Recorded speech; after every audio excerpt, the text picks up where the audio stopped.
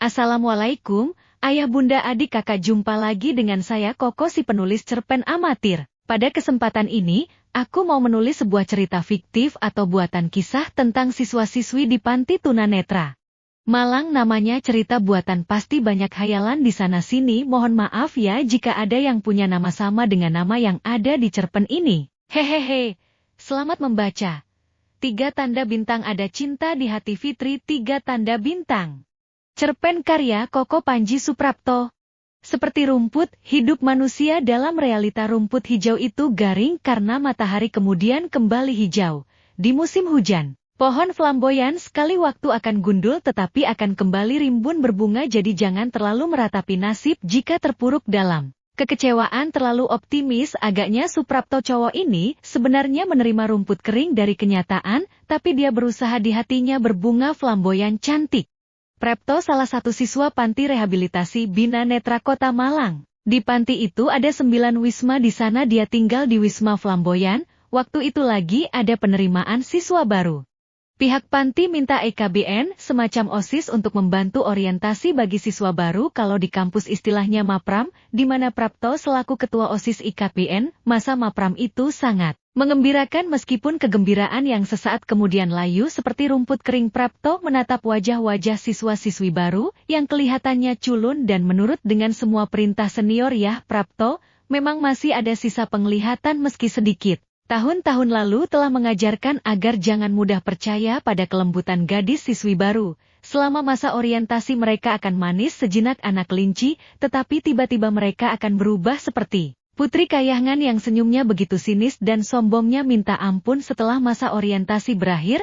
Atau mereka naik kelas. Memang ada anak senior yang dapat memetik bunga siswi baru dalam arti pacaran, namun sial bagi Prapto, dia selalu salah dalam memilih. Ternyata cewek yang dia suka hanya memanfaatkannya, atau cewek yang dia suka ternyata sudah punya pacar. Waduh, kasihan banget ketua IKBN ini. Itulah realita rumput kering, makanya dia saat ini tidak ada niat mendekati siswi baru yang ikut orientasi. Prapto hanya menjalankan tugasnya sebagai ketua OSIS. Dia mengawasi kegiatan olahraga, musik, BTB, mobilitas tanpa ada niatan untuk bercinta atau mencari pacar. Prapto merenung di ruangan konsultasi yang dijadikan basecamp IKBNR.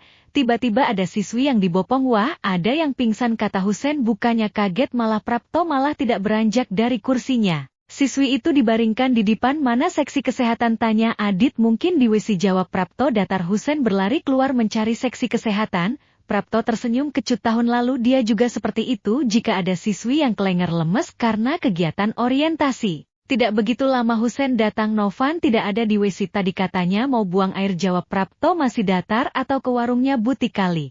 Terus bagaimana ini Mas Prapto, bagaimana, apa maksudnya? Ini bagaimana siswi yang pingsan? Gak apa, paling cuma kelenger, karena kepanasan. Sebentar lagi dia juga sadar. Seorang siswi senior mengipasi siswi baru yang lagi berbaring, rambut yang dikuncir kecil-kecil. Siswi baru itu yang nampak lucu atau memang nungil? Gadis yang mengipasi itu namanya Fitri, sekretaris OSIS IKBNN. Dia nampak suram, sepertinya dia mengkhawatirkan siswi yang pingsan. Gimana nih, Mas Prapto?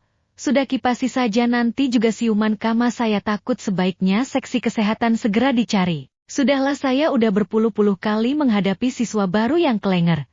Tapi Mas, dia kelihatan sepertinya lemah sekali. Prapto terdiam. Fitri pun tahu kalau sudah begitu Prapto gak bisa diganggu. Kemudian Fitri memanggil, Adit, Dit, apa yang kamu tunggu, buruan cari seksi kesehatan. Adit mengangkat alisnya. Kemana aku harus mencari lawong? Di telepon gak diangkat. Tahu tuh Nopan mungkin pacaran sama Maria, sahut Husen. Fitri menghirup nafas dalam-dalam. Hayo dong, cari kemana saja?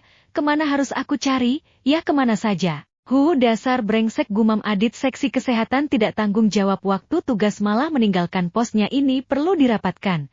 Jangan mengomel Dit, Fitri hampir teriak. Iya Tuan Putri, jawab Adit tidak kalah keras. Akibat teriakan-teriakan itu siswi baru yang pingsan bergeliat dan matanya terbuka. Ih, dia sudah sadar, kata Fitri. Beri dia minum, kata Prapto tanpa melirik siswi itu. Siswi itu duduk dan bersandar di rangkulan Fitri. Siswi itu minum sambil kelihatan takut-takut. Gimana, agak segar, tanya Fitri. Siswi itu mengangguk. Iya, sudah istirahat dulu ya Dik. Tidak, dia sudah cukup istirahatnya, dia harus balik ke lapangan, kata Prapto yang duduk di sudut ruangan. Dia masih lemah, kata Fitri. Dia sudah kuat untuk gabung dengan teman-temannya. Nanti dia sakit, sahut Fitri.